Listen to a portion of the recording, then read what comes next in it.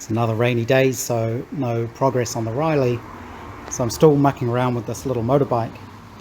I was outside before I cut the grass because there was a break in the rain, and then I had the water blaster out just to clean the lawnmower. And I thought, well, since I've got that out, I might as well clean all of these bike parts. So I took them outside and gave them a good water blasting, which got loads of dirt and crud and stuff off them because they were pretty filthy, pretty awful to work on. So it came up pretty well. The frame is in really good shape. A few small dents in the skid plate, but those are easy to hammer out. I think what I'll have to do is sort of go over this whole thing, wire brush it, kill any rust, treat any rust, and then repaint it, and it should be fine. Even the steering races and things all look pretty good. I may need to replace the thrust bearing. I'll see how it cleans up. The rear swing arm was completely covered in muck, and it still is. This is where the chain goes, and there's a build-up of quite hard stuff on there. I'm going to have to wire brush that off. But this is the modification that's been made to the kickstand, and what I discovered once I managed to get the layers of dirt off there is the original mounting is still there, and that was just welded in over the top. So if I can cut this off, grind this off, I've still got the mounting there. This has been bent over, I think. I may need to weld up and re-drill the hole because I think they've drilled that through on a little bit of an angle. It's hard to tell. I won't be able to tell until I actually remove this piece, but that should be savable. The rear mudguard is in pretty good shape. I don't know exactly what the finish is supposed to be like on these. It seems to be almost a little bit rough on the outside, and I'm not sure if that's just wear or weathering, or if it should be smooth. The inside is definitely smooth. I will clean this up. Again, I'll probably wire brush it, and then I'm wondering what I could paint it with. And something I used quite successfully on my MGB on the fiberglass front and rear Sebring fairings was it's like an underbody spray, but it comes in white, and it's used for stone protection around the bottom of cars and sort of slightly up the side of the bodies. It sort of gives a textured finish, which also should be fairly flexible, because of course the problem with the bumper is that it's flexible, so you can't really use body filler or anything. It will just pop off when it flexes. So there might be a way to clean that up. I'll just have to see how it works, how it comes up. I'm sure you can get bumper paint. I don't know if you can get it in white though, but I'll need some sort of flexible paint. The hubs and everything I've cleaned up, but I haven't really had a close look at them yet. I need to measure those to make sure they're still within spec. The engine I haven't water blasted. I don't want to risk getting water into it, so that I will clean separately. Which should be easy enough with sort of wire brushes and degreaser and things like that. I'll take the carburetor off. I've already rebuilt that. I do need to get decent hoses for it. Those are just clear plastic tube, but I want to get something a bit more fuel resilient, like this fuel hose. I'll just get some of that in different sizes, I think. What else? The bike was horrible to work on. It was so covered in grease and dirt and filth, so I had to have a big clean up. The front shocks, I just started to clean these up. I just wanted to see how easy it was going to be to actually clean them up, and I ended up wire brushing it on the bench wire brush, and then I also use a wire brush on my drill, and that takes all the crud off them, and then I just sort of finished it up with a red Scotch-Brite and lacquer thinner just to clean it off and scuff it up. I'm not going to polish these. I'm not trying to build a show bike. I just want it to be clean, and that Scotch-Brite gives you a nice sort of, it's not quite matte, but it's not shiny finish. It just looks clean. It looks like, you know, a clean, usable sort of bike. I need to do it a bit more evenly, but compared to what it was originally, you know, that's a big difference. So I wasn't planning on doing that today. I got distracted.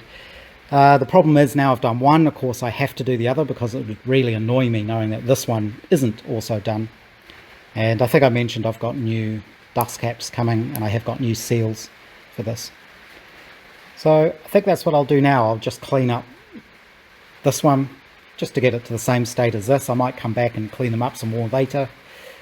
The forks, or the pistons, I guess you call them, they do have rust pitting on them, so I'm going to try and get rid of as much of the rust as possible. I'll try and treat it with something, maybe phosphoric acid, to make sure there's no rust left in there, and then I might smooth over it with some epoxy and then sand it really smooth. So probably wet sand it with 2000 grit. It doesn't matter if it's epoxy, it's not going to cause anything, but you need it to be smooth so it doesn't rip up the oil seals. And the rust up here isn't really a problem because that's between the steering head clamp things. So it's only down this portion where the shocks actually move. I will open these up as well, but I'm going to clean them first, and then I'll have a look and see what they're like inside as well. It seems to be raining again, so it's probably a good thing to keep doing. And I'll just sort of film little bits and pieces as I do them, I think. Messing around with this bike again. Well, it's the last day of my holidays, and I shouldn't really. I was actually in the middle of doing some other things, and I just came out here quickly, sort of had a quick look at something, and then ended up diving right into it and pulling apart one of the front shock absorbers. The rear shocks, I've actually ordered new ones because I don't think you can service those ones. It doesn't look like they come apart any sort of sensible way. So I just got some cheap new ones. But I did manage to get the rear shocks off, those funny little bolts. I ended up using one of these. It's one of those impact wrenches you hit with a hammer, or impact screwdriver. And I just used the biggest wide bit, put that in the slot and gave it one good whack, and that loosened them off no problem. So that's the way you do that. But I started pulling apart the front shocks. I needed to replace the oil seals anyway, which go in the top here. I've got new ones. And I thought, well, since I'm pulling it apart, let's pull the whole thing apart and see how it works. And this is what's sort of inside it. I'm going to put these parts in the ultrasonic cleaner and get them all nice and clean. I've got the block set up here so you can measure the spring length, because the manual does give you the service lengths for these to check that they're not too worn out, and they're definitely worn, but they're not worn out, so that's fine. I did have trouble getting this out, so this slides down inside here, and you can't get this sliding part out until you've got all of this undone. There is a big Allen bolt, so that's in the end here, and then this piece has a spacer here, and that sort of all goes inside there. And because this piece slides down inside here, you can't get this out until you've undone this, and that proved to be a little bit tricky, because you undo the screw and then this starts spinning, and the reason it starts spinning is because you need to hold the end of it there. And I was able to do that with all my socket extensions, and I thought it was just a hex bolt on there, and I managed to get a socket on there and it gripped just enough that I was able to undo it. But it wasn't until I took it out that I figured out it's actually sort of circular with two flats on it. My socket had marked up the corners a little bit, that's why it looks a little bit sanded. I just filed it down just to make it smooth again. So I've ended up making up a quick tool, very quick. I just machined it up on the lathe and then milled a slot in the end, and that will fit down inside the fork and lock that in place. So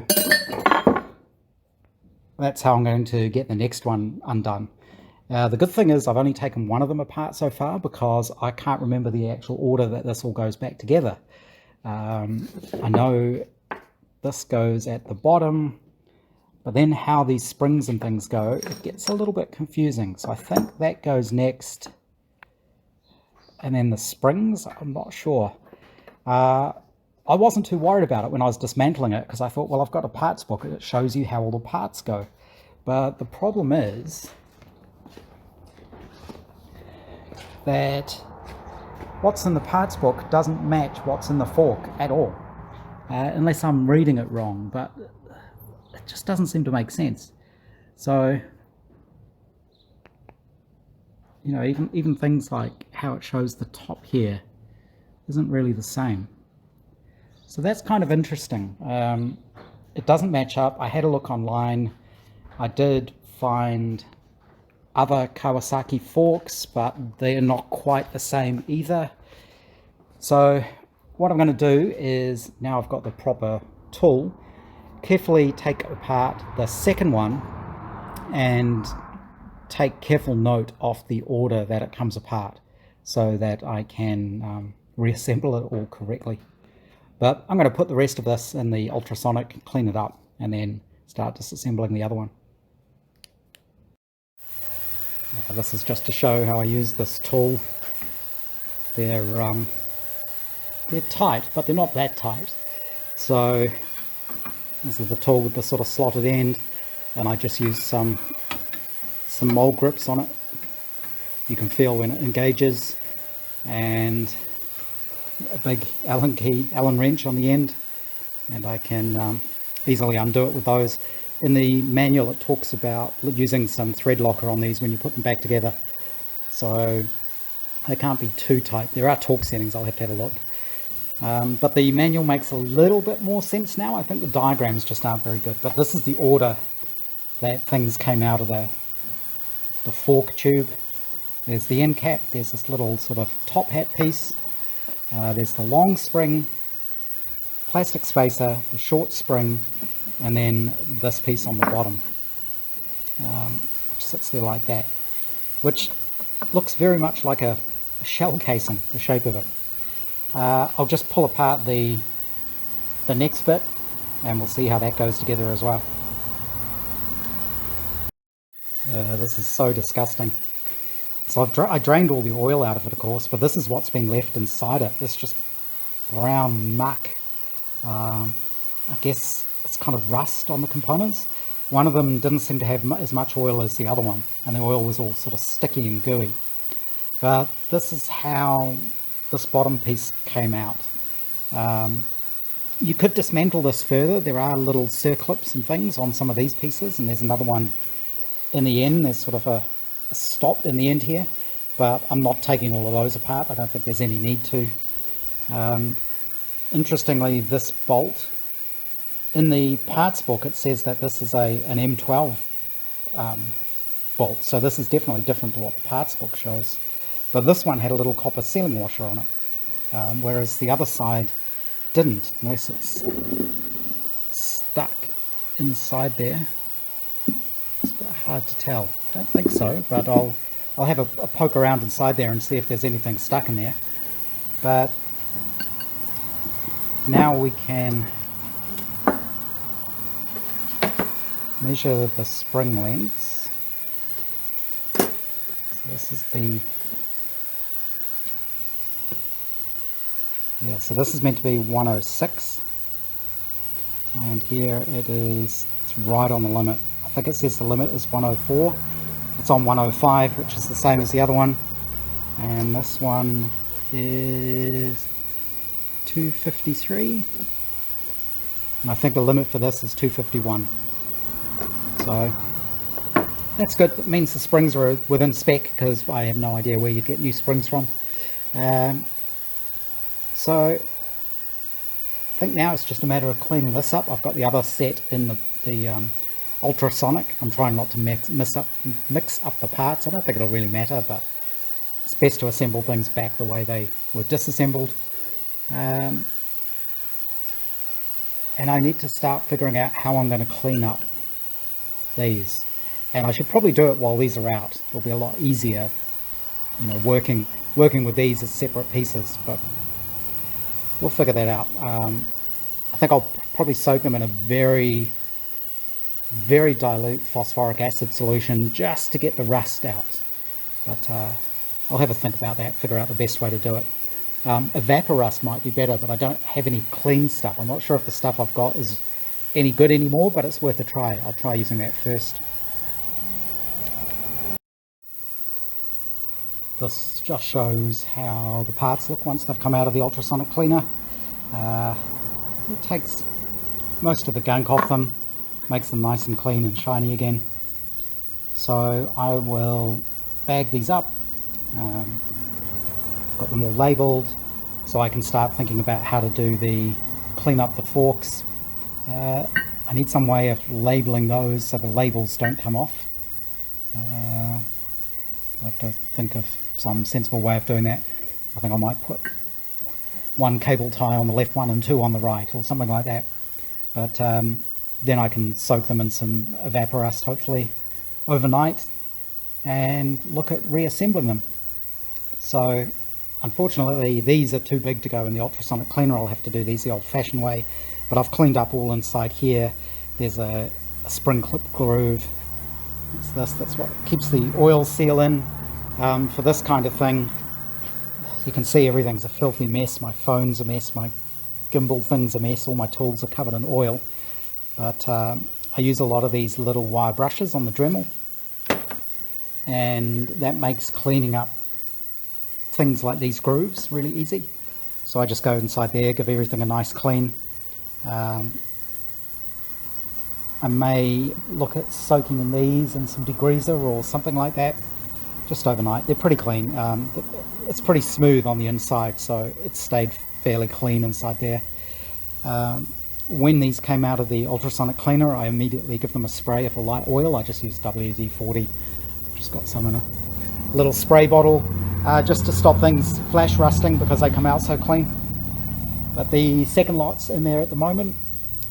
Once they come out, I'll put these into soak, and I should probably go back to doing what I should be doing before starting work again tomorrow. So I think that's enough for today. I've been cleaning things up. Still need to do a final clean on everything. All the internal parts have been through the ultrasonic cleaner. They've all come up really well. Springs and everything are okay. New oil seals are in there. These will all get a final clean down before I reassemble everything. I haven't done anything on the clamps yet. The bearings look okay, I think. They don't seem gritty. The top race, this one did have a little bit of pitting on it. So I'm not sure if I can get new ones of these or not. I did have a look online, and I did find some that look like they're out of China, but they didn't quite look the same. So I'm not sure if I should order those or not.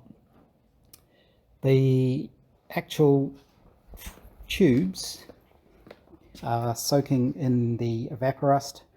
I think that stuff's getting pretty old. I'm not sure how well it's going to work. I gave it a bit of a rub down with a red Scotch-Brite just to make sure there was no loose rust on there after wire brushing it, and I'm pretty sure it is actually doing the trick. It's turning it all kind of black. The surface, you can feel, it doesn't feel like there's rust on it anymore that's catching, but you can feel the sort of little pits left where the rust was. Luckily, one of my jobs for today was sorting through all my clothes and throwing out old things and donating things I have never worn or don't wear anymore. And I had a whole bunch of old shirts that I'm basically cutting up for rags, which was very handy because I was able to use a couple of sleeves to wrap around the forks, and that'll just help keep the forks wet because I don't have enough to completely submerge them. So hopefully that'll work to keep those soaking in that overnight. I haven't done anything on the frame. Oh yes, the special tool. So this is the one I made, just with the little slot in the end. I should have looked in the manual first, because inside there it does list all the different special tools, and here it is here. So number 5, fork, front fork cylinder holder. That's what they call it. The other thing that was a bit difficult was getting the oil seals out. So I had to do that very carefully. So the oil seals sit in here, and then there's the washer and the spring clip holding them on. So what I ended up having to do was kind of prise them out, which was hard because they were really almost corroded in there. And I ended up using a piece of aluminium, which is sitting there still covered in muck, and I put that down over the top and just levered carefully with a screwdriver under the edge of the seal, trying not to scrape the inside, although that outside edge isn't quite so important. And then what I found I had to do was use another screwdriver. There's terrible misuse of tools, and I was able to put the screwdriver on the edge of the seal and hit it, and that would bend over the metal inside the seal. So instead of being straight up, it would hook down, and then I was able to hook a screwdriver underneath it and just kind of lever it up. It took a little while, but I got there in the end and there was no damage. So everything's already filthy. So I think that's where I'm going to leave this bike update for today.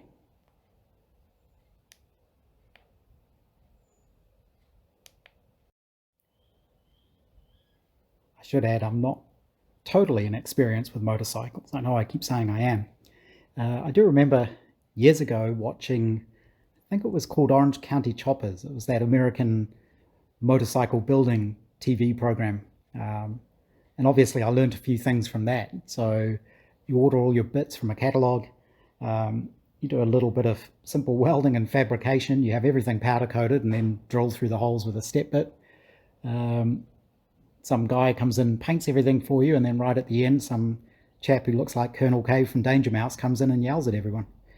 So I think that seems to be all there is to it.